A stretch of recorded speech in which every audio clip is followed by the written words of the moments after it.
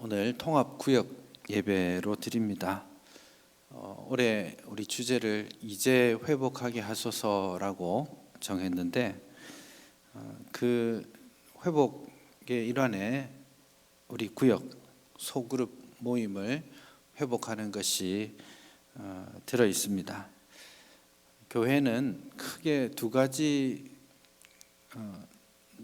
중요한 시스템이 존재하는데, 하나는 공예배 전체로서 모이는 공적인 어떤 예배입니다. 너무나 중요한 시작점이죠.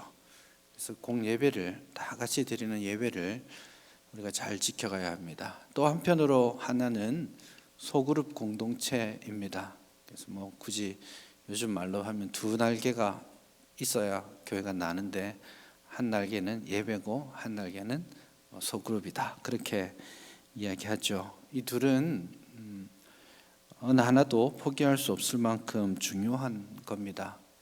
지난 2년 동안 소그룹으로 모이고 또 서로의 정을 나누는 식탁 공동체로 모이고 이런 것들이 많이 어려워졌죠.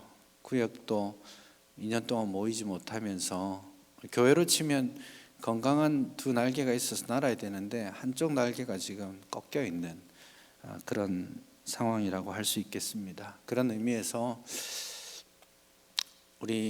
작년에 우리 당회가 올해부터 이 회복에 대한 이야기를 나누면서 우리 오후 예배 시간을 할애해서라도 소그룹으로 모이는 이 구역 모임을 좀 살려보자, 절박한 마음으로 이런 변화를 시도하고 있습니다.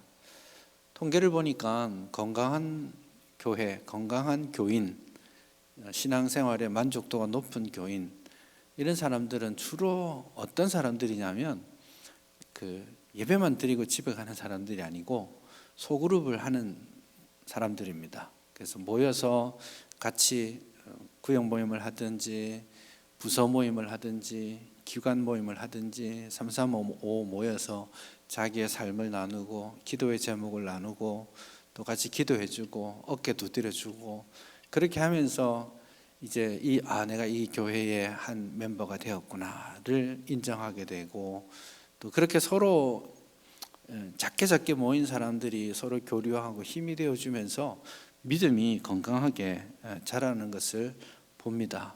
그래서 여러분들이 하나님 앞에서 건강하고 좋은 믿음으로 자라기를 원한다면 적극적으로 작게 모이는 모임들을 피하지 않아야 됩니다. 적극적으로 그 모임에 참여해서 같이 삶을 나누고 기도하고 하는 그런 노력들이 정말 필요합니다.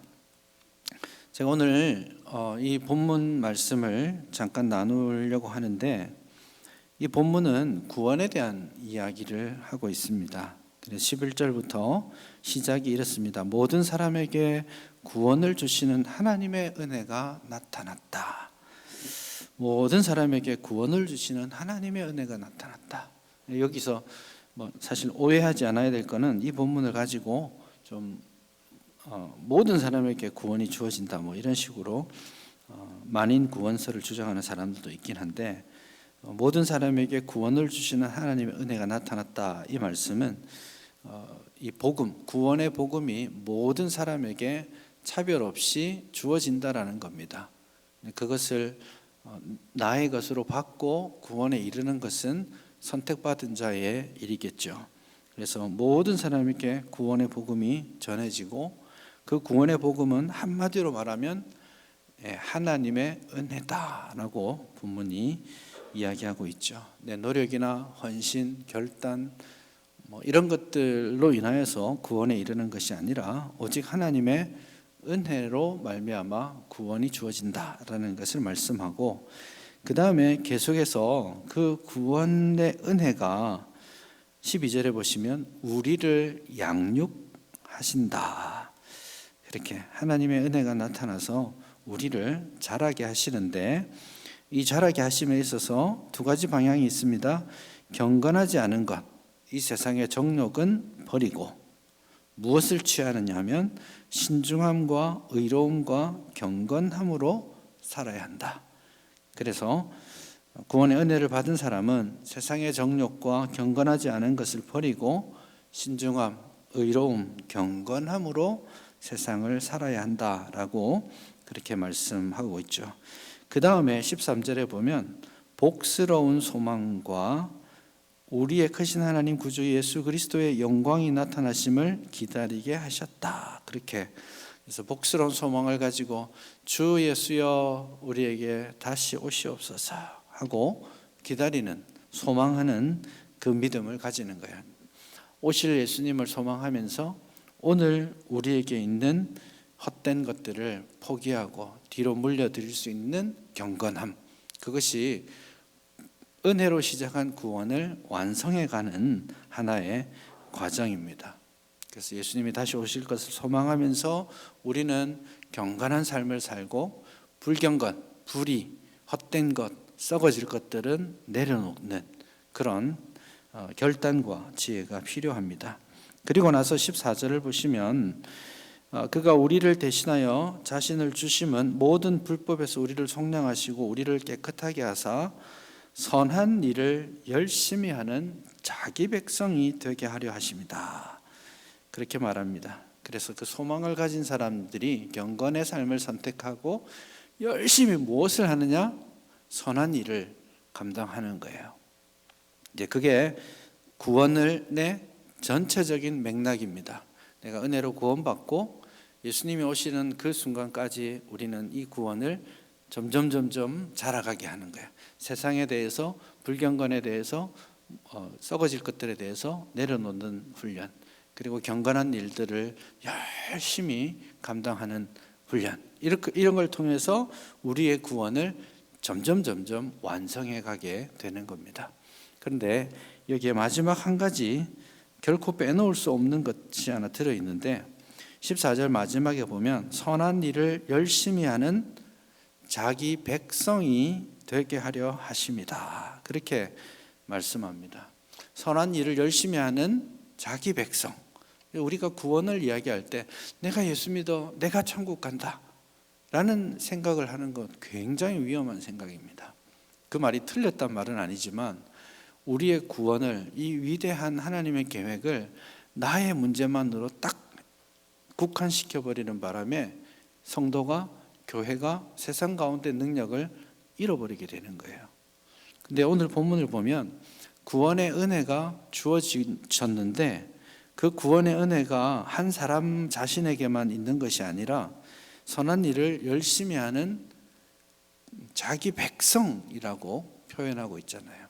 그래서 구원은 나를 부르시는 것이기도 하지만 더 정확하게 말하자면 나를 백성 공동체에 부르시는 겁니다.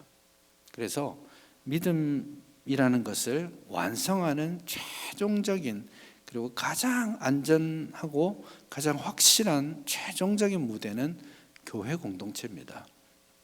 그래서 하나님이 저와 여러분을 이 교회로 부르신 거예요. 이 교회에서 말씀을 먹고 갓난아이와 같이 말씀의 젖을 먹고 돌봄을 받으면서 점점 자라는 거예요. 그래서 구원의 완성을 이루는 마지막 하나님의 계획은 공동체로서의 교회입니다. 그래서 오늘 저와 여러분들이 이런 교회 공동체, 소그룹을 통해서 서로 사랑하고 이해하고 같이 짊어지고 위로하고 세워가는 그런 공동체의 이상들을 좀 간절히 사모하고 그것들을 포기하지 않고 다시 한번 일으켰으면 하는 간절한 바람이 있습니다. 그래서 이 교회 공동체를 통해서 하나님이 은혜로 우리에게 주신 구원이 점점 더 풍성하고 완전하게 열매 맺을 수 있기를 간절히 바랍니다. 오늘 이제 소그룹으로 모여서 모임을 하실 텐데 제가 욕심이 많습니다. 서면 하고 싶은 말이 너무 많은 사람이거든요. 근데 이쯤에서 딱 그칩니다. 그만큼 여러분들이 모여서 나눌 이야기도 중요하다는 뜻입니다. 제가 이 귀한 설교 시간까지 줄여서 여러분에게 양보하니까 이걸 그냥 허투루 그냥 성경 몇 장 읽었어, 뭐 헌금 이렇게 하고 가시지 마시고 제 설교를 마무리한다 생각하시고 지금 17분이니까 나중에 보통 오후 예배 한 50분에서 4시까지 하잖아요. 50분 전에는 일어나지 마십시오.